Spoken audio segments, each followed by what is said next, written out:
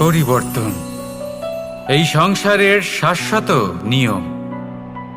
কোনো রাজা নেই যিনি চিরকাল রাজা থাকেন, কোনো ধনী ব্যক্তি নেই যিনি চিরকাল ধনী থাকবেন। এই সংসারে সূর্যের স্থান নেওয়ার জন্য চন্দ্রিমার আগমন ঘটে। কোনো স্থান যাকে পতিত বলা হয়েছিল সেখানে মহল তৈরি হয়েছে। কোনো স্থান যাকে আজ মলিন বলা হয়েছে কাল সেখানে মন্দিরও স্থাপন হতে পারে। কোনো ঋতু চিরকালের জন্য থাকে না, কখনো সময় চিরকাল একরকম থাকে না। আজ যা আপনার কাছে রয়েছে কাল অন্য কারোর ছিল, আজ যে আপনার কাছে রয়েছে কাল তা অন্য কারোর কাছে চলে যাবে।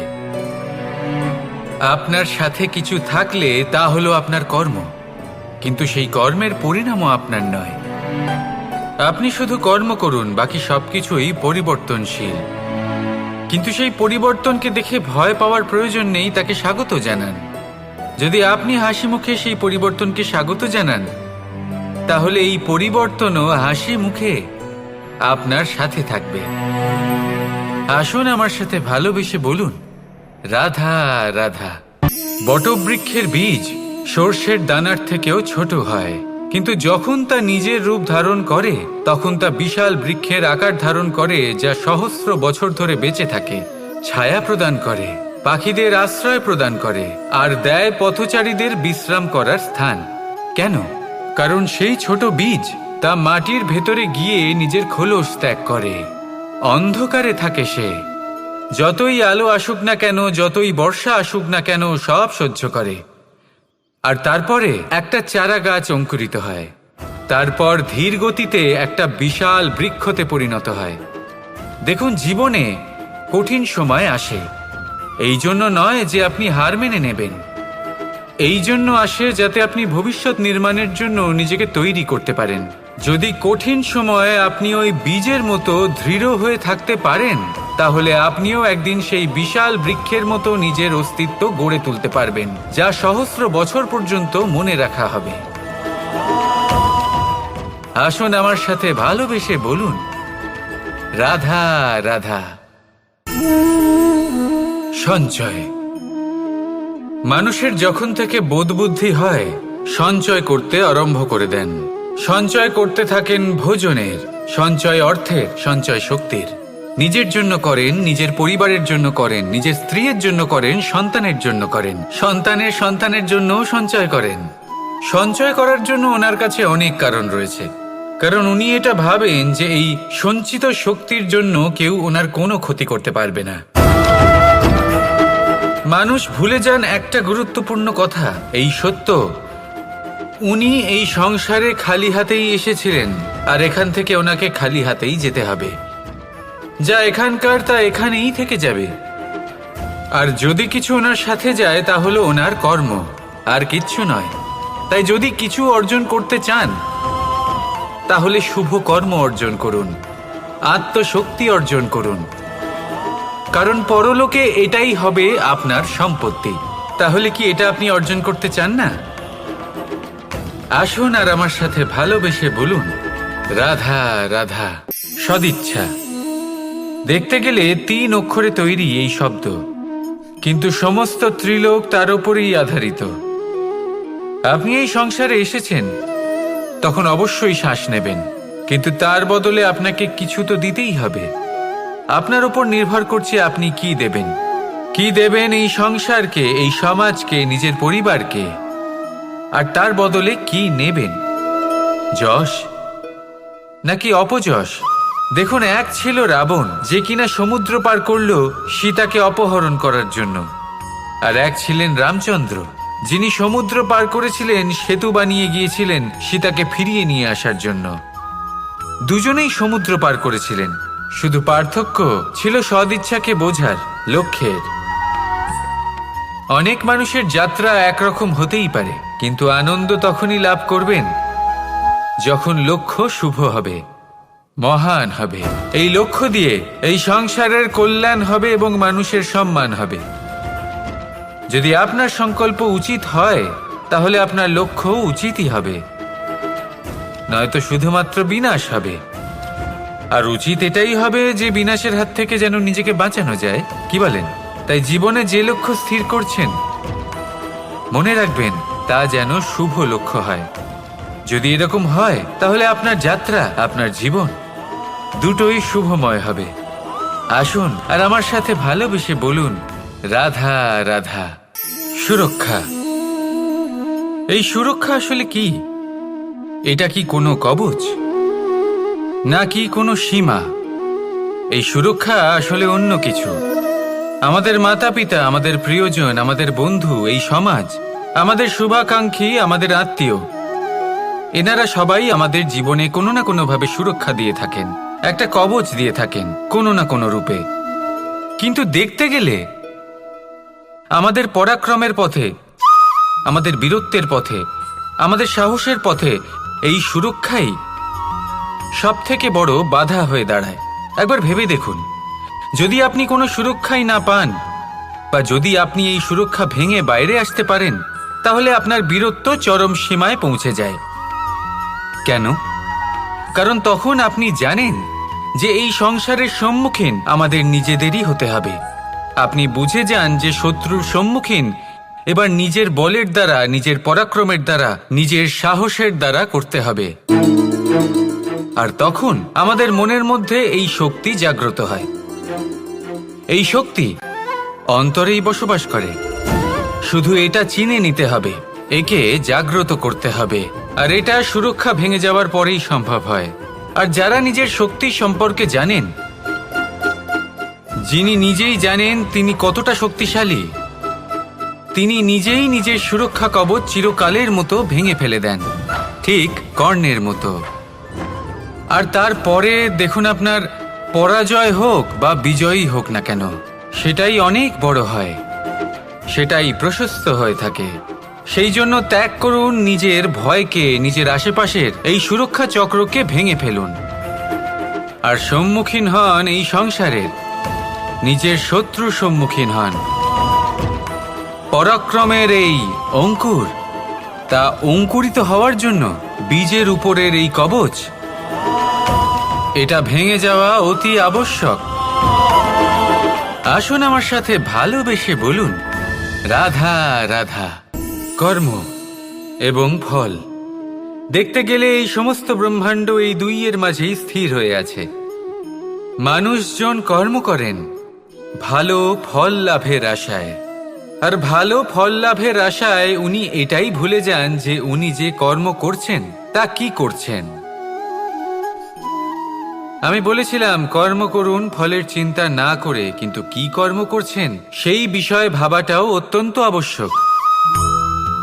নয়তো অনেক সময় আমরা এমন কর্ম করে ফেলি যা না চাইতেও বিষে পরিণত হয়, যা হয়েছে দুঃশাসনের সাথে, দুর্যোধনের সাথে, গুরু দ্রোণের সাথে।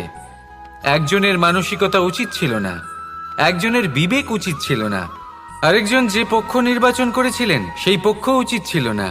আর যা কিছু ওনাদের সাথে হলো, আপনার, আমার, আমাদের সকলের সাথে তা হতে পারে। আমি বলেছিলাম কর্ম করুন, ফলের চিন্তা করবেন না, কিন্তু এই কর্মের বিষয়ে বিচার করে দেখাটাও ততটাই আবশ্যক।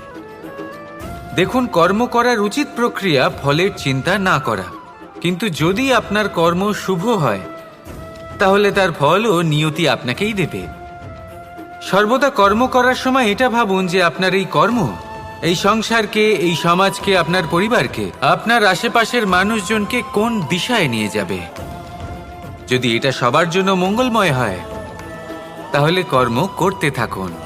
আর হ্যাঁ, নিশ্চিত রূপে ফলের চিন্তা করবেন না।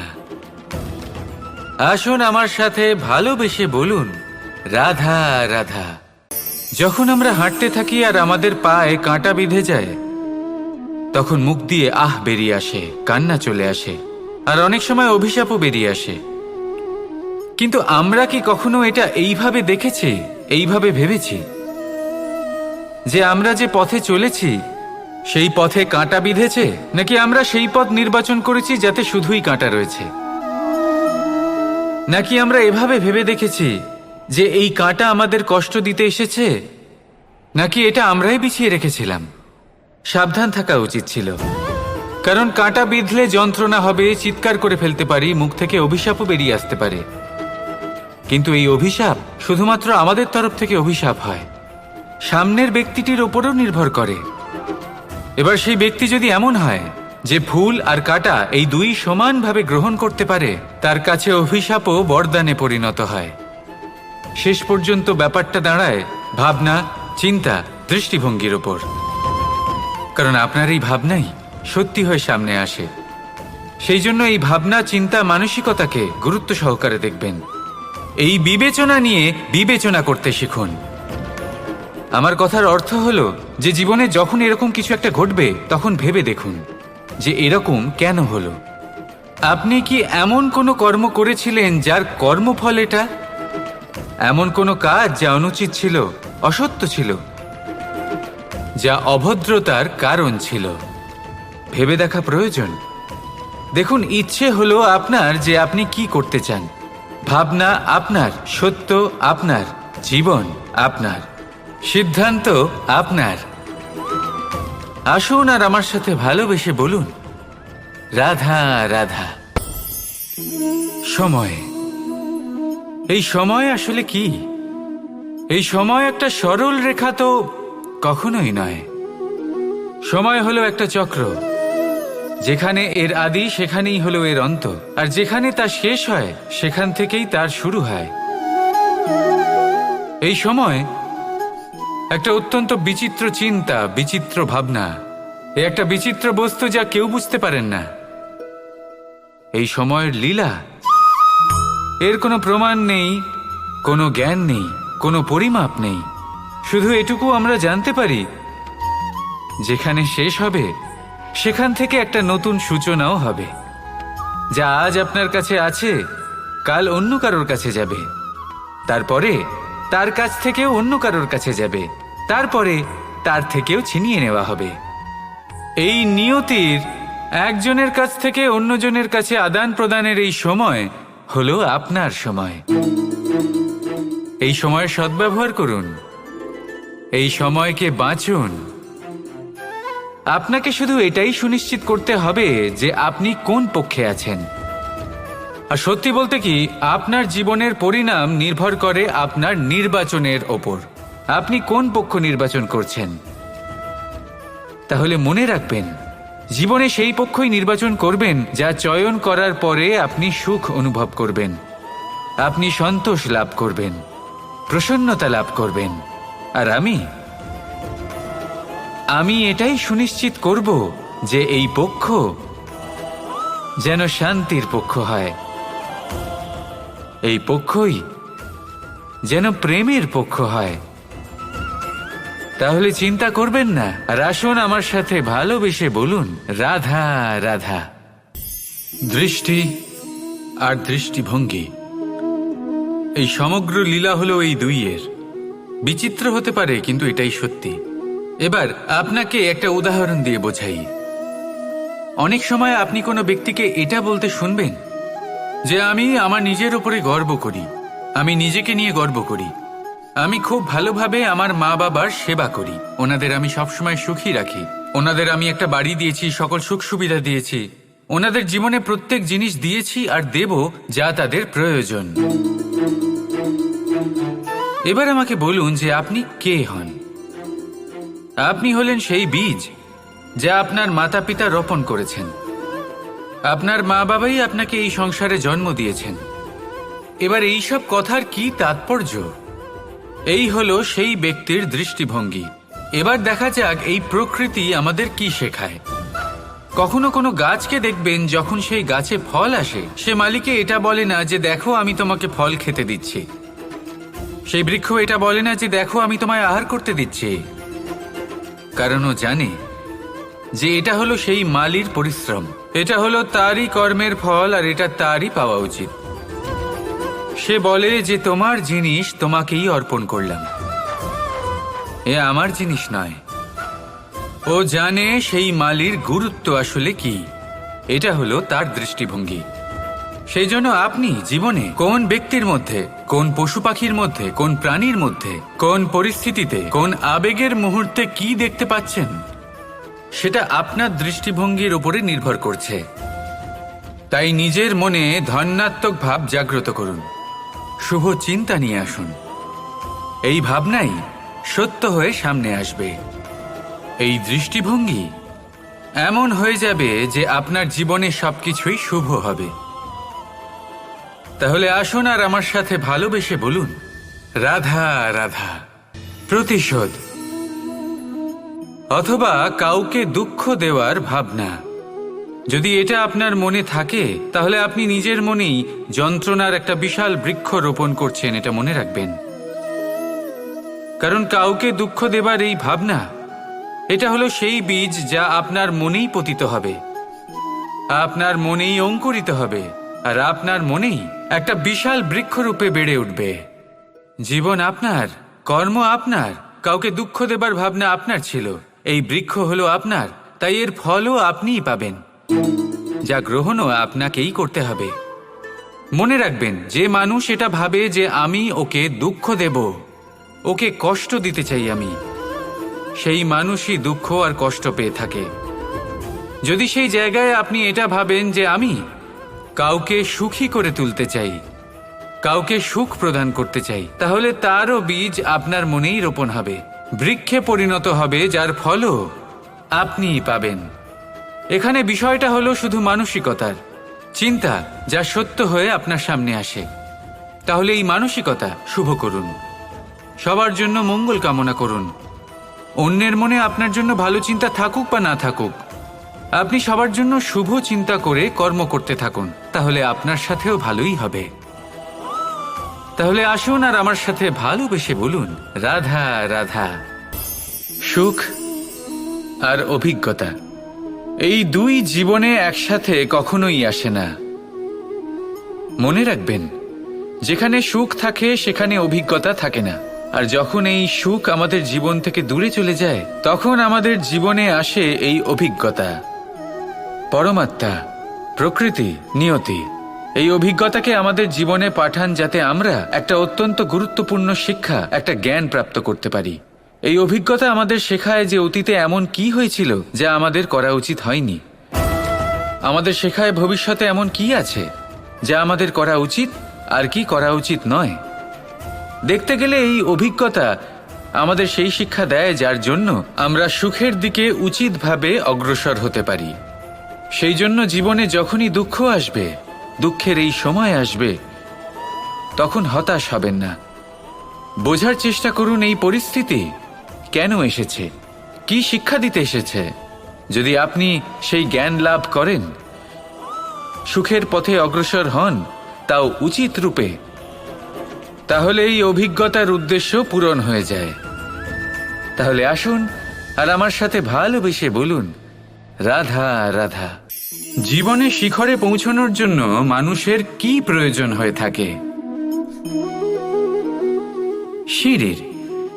কিন্তু তাও প্রত্যেক মানুষ, প্রত্যেক ব্যক্তি শিখরে পৌঁছতে পারেন না। এর কারণ কি? কারণ একটা হতে পারে যে মানুষ কল্পনা করতে থাকেন কিন্তু সিঁড়ি খুঁজে পান না। কিছু মানুষ খুঁজে নেন কিন্তু তা পেয়ে এতটাই প্রসন্ন হয়ে যান যে তারপর আর কোনো কর্মই করেন না। খুব সোজা ব্যাপার। অনেক মানুষ সিঁড়ি খুঁজে পান না, আর যদি পেয়েও যান তাও যতক্ষণ না তাতে চড়ছেন সেই শিখরে পৌঁছবেন কি করে? যতক্ষণ না আপনি পরিশ্রম করছেন, যতক্ষণ না সেই সিঁড়িতে আপনি চড়ছেন, যতক্ষণ না ক্লান্ত হচ্ছেন, আপনার পায়ে হাঁটুতে ব্যথা না হচ্ছে, ততক্ষণ এই শিখরে পৌঁছানোর সৌভাগ্য লাভ করতে পারবেন না। তাহলে কল্পনার সাথে কর্ম করুন, পরিকল্পনার সাথে পরিশ্রম করুন, সব কিছু পাবেন। আসুন আমার সাথে ভালোবেসে বলুন, রাধা রাধা। সমস্যা, কঠিন সময়, সংকট, বিপদ কার জীবনে নেই? প্রত্যেকের জীবনে আছে। কিন্তু আমাকে একটা কথা বলুন, যদি নৌকায় ঢেউকে ভয় পেতে শুরু করে, তাহলে সাগর পার করবে কে? কখনো কোনো ছোট্ট পিঁপড়েকে দেখেছেন, যে আকারে হয়তো ছোট হতে পারে কিন্তু বড় শিক্ষা দিয়ে যায়? কিন্তু আমরা শিখিই না। এবার দেখুন একটা পিঁপড়েকে, যে ভোজনের খোঁজে বাইরে বের হয়, একটা ছোট্ট দানা তুলে নেয়। ছোট দানা তোলে কারণ তার থেকে বেশি সে তুলতেই পারবে না। সে দানা নিয়ে চলতে শুরু করে, কোনো দেওয়ালে উঠে পড়ে, আবার পড়েও যায়। সেই দানা দূরে কোথাও একটা পড়ে যায়, তা আবার খোঁজে, তুলে নেয়, আবার চলতে থাকে, পড়ে যায় আবার ওঠে, পড়ে যায় আবার ওঠে, সেই দানাটা রেখে দেয়, আবার বেরিয়ে পড়ে ভোজনের খোঁজে। পরিশ্রম করতে থাকে কিন্তু হার মানে না। এই শিক্ষাই তো আমাদের প্রাপ্ত করতে হবে। নিরন্তর পরিশ্রম আর নির্ভীক হয়ে কর্ম করে যেতে হবে। এটাই হলো সাফল্যের মাধ্যম, এটাই হলো জয়ের মন্ত্র, অচ্যুত অজয় অস্ত্র। তাহলে আসুন আর আমার সাথে ভালোবেসে বলুন, রাধা রাধা। আমরা সকলে চাই আমাদের জীবনে সাফল্য আসুক। আমরা চাই যে এই সংসারে আমাদের খ্যাতি ছড়িয়ে পড়ুক। আমরা চাই যেন আমরা আলোচিত হই। কিন্তু শুধু চাইলেই কি যায় আসে? যদি এই সংসারে আলোচিত হতে হয় তাহলে পরিচিত হতে হবে পরিশ্রমের দ্বারা। যতক্ষণ না আপনারা পরিশ্রমের সাথে পরিচিত হবেন, সাফল্যের সাথে পরিচিত হবেন না। সংঘর্ষ করতে হবে প্রতিদিন, প্রতি বছর। জীবনের সব পরিস্থিতিতেই হয়তো নতুন নতুন বাধা আসবে, নতুন নতুন বিঘ্ন ঘটবে। কিন্তু এটা আবশ্যক নয় যে সমস্ত বিঘ্ন বিনাশের জন্য আসবে। কিছু বিঘ্ন আপনার পথ প্রশস্ত করার জন্য আসবে, আপনার পথ পরিষ্কার করার জন্য আসবে। যদি আপনাকে উদাহরণ দিই, যখন বন্যা আসে, বাড়ি ঘর ভেসে যায়, তখন আমরা হতাশ হয়ে পড়ি, আমরা দুঃখী হয়ে পড়ি। কিন্তু সেই বন্যাই আমাদের সেই ধরিত্রীকে এত উর্বর করে তোলে যে সেই উর্বর অংশ কাজে লাগিয়ে আমরা সেরকম আরো 10টা বাড়ি বানাতে পারি। তাহলে ধন্যাত্মক থাকুন আর যে কোনো সংঘর্ষের জন্য প্রস্তুত থাকুন। জীবনে অনেক দূর যেতে পারবেন। তাহলে আসুন আমার সাথে ভালোবেসে বলুন, রাধা রাধা। জীবনে কখনো কখনো আমরা সেই পরিস্থিতিতে ফেসে যাই যখন আমাদের মনে হয় যে আমাদের নতুন কিছু একটা করতে হবে, কিন্তু আমরা করতে পারি না। কারণ কোথাও না কোথাও আমরা রীতির দ্বারা আবদ্ধ, আর আমরা সেই রীতি ভাঙতে চাই না। কেবল একটাই প্রশ্ন আসে মনে, আশেপাশের মানুষ কি বলবে, আশেপাশের মানুষ কি ভাববে। আপনাকে একটা প্রশ্ন করি, কারা এই মানুষজন? আপনার জন্মের সময় এই মানুষজন কোথায় ছিলেন? যখন আপনি কোনো সমস্যায় পড়েন তখন এই মানুষজন কোথায় থাকেন? এগিয়ে এসে কি আপনাকে সাহায্য করেন, নাকি সেই সমস্যার সমাধান আপনি নিজেই করেন? এইসব মানুষজনের চিন্তা ত্যাগ করুন যদি আপনি জীবনে বাঁচতে চান। ভেবে দেখুন জীবনে কি কি শুভ আছে আর কি কি শুভ করতে পারেন। যদি তা স্রোতের বিপরীতে হয় তাহলে সংঘর্ষ করুন, কিন্তু এইসব মানুষজনের কথা ভাববেন না। ভেবে দেখুন জীবনে আপনি কি কি শুভ কাজ করতে পারেন। এটা ভাবুন যে আপনি কখনো এমন কোনো কাজ করে ফেলেননি তো যার জন্য কারো হৃদয় আহত হয়েছে। শুভর দিকে নিজের চিন্তা কেন্দ্রীভূত করুন, আপনার জীবনে সব কিছু শুভই হবে। তাহলে আসুন আমার সাথে ভালোবেসে বলুন, রাধা রাধা। আজকাল আপনি দেখে থাকবেন যে মা বাবা শুধুমাত্র সন্তানকে ভালোবাসেন তা নয়, তাদের মোহেও জড়িয়ে পড়েন। বিদ্যালয়ে যখন পাঠান তখন সমস্ত সুযোগ সুবিধা দিয়েই পাঠান। চেষ্টা করেন যে সবসময় যেন সন্তান তাদের চোখের সামনেই থাকে। কিন্তু ভুলে যান এক অত্যন্ত গুরুত্বপূর্ণ কথা, যে সন্তানকে এক নতুন দৃষ্টিভঙ্গি দেওয়াই হলো ওনাদের কর্তব্য। সেই জন্য পুরাতনকালে শিষ্যদের গুরুকুলে পাঠানো হতো, বাড়ির থেকে দূরে। কারণ বাড়ি ছেড়ে যাওয়া এক সন্তানের জন্য, এক শিষ্যের জন্য অত্যন্ত শুভ লক্ষণ হয়। যখন সে বাড়ির থেকে দূরে, গৃহস্থের থেকে দূরে থাকবে, তখন এই সংসারকে সে এক নতুন দৃষ্টিভঙ্গি দিয়ে দেখবে, পরখ করবে, বুঝতে পারবে, আর সবকিছু নিজে থেকেই শিখে যাবে। শিখে যাবে কখন আক্রমণ করতে হয়, কখন পিছু হটতে হয়, কিভাবে এই সংসারের সম্মুখীন হতে হয়। আর এটা আপনার দৃষ্টি ওকে শেখাতে পারবে না, ওর অভিজ্ঞতা ওকে শেখাতে পারবে। তাই মনে রাখবেন, যদি আপনি চান যে আপনার সন্তানের বিকাশ হোক, তাহলে অনেক সময় ওকে নিজের থেকে দূরে নিয়ে যেতে হয়। যদি মোহে আবদ্ধ থাকেন তাহলে ওর বিকাশ কখনোই হবে না। তাহলে আসুন আমার সাথে ভালোবেসে বলুন, রাধা রাধা। কখনো কখনো মানুষ মনে করেন যে সে নিজেই সব থেকে বেশি শক্তিশালী, তিনি হলেন জ্ঞানী। দেখুন, এটা ভালো ব্যাপার যে আপনার মধ্যে শক্তি আছে, জ্ঞান আছে, আর এটা শুধু আপনার জন্য নয়, এই সমস্ত সমাজের জন্য, দেশের জন্য, সমগ্র পৃথিবীর জন্য অত্যন্ত আবশ্যক। কিন্তু এই কথাটাও বোঝা অত্যন্ত আবশ্যক যে এই জ্ঞান যেন কখনো অহংকার না হয়ে ওঠে। যখন মানুষের মধ্যে জ্ঞান থাকে তখন সে রাম হয়ে ওঠে। রাম, যিনি সমুদ্রের বুকে সেতু বানিয়েছিলেন, বানর সেনার দ্বারা রাক্ষস রাজকে পরাজিত করেছিলেন, আর চিরকালের জন্য সবার কাছে আদর্শ হয়ে উঠেছিলেন। আর যদি মানুষের মনে অহংকার জন্মায় তাহলে সে রাবণ হয়ে ওঠে। দেশে বিদেশে যতই খ্যাতি থাকুক না কেন সে রাক্ষস হয়ে ওঠে, নিজের সাথে সাথে সমস্ত কুলের বিনাশ করে বসে।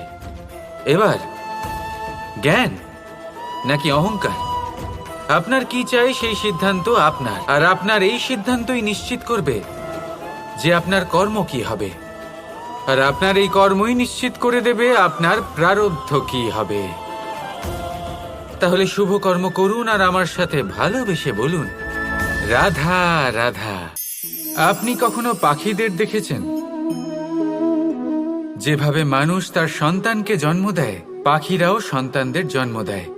আর যেই তার সন্তান এই সংসারে প্রবেশ করে, সেই পাখি তাকে আগলে রাখে, তার যত্ন করে, ওর জন্য বাসা বানায়, ওর জন্য দূর কোথাও থেকে খাবার নিয়ে আসে, নিজের ঠোঁট দিয়ে ওর মুখে খাবার খাইয়ে দেয়, সবকিছু করে।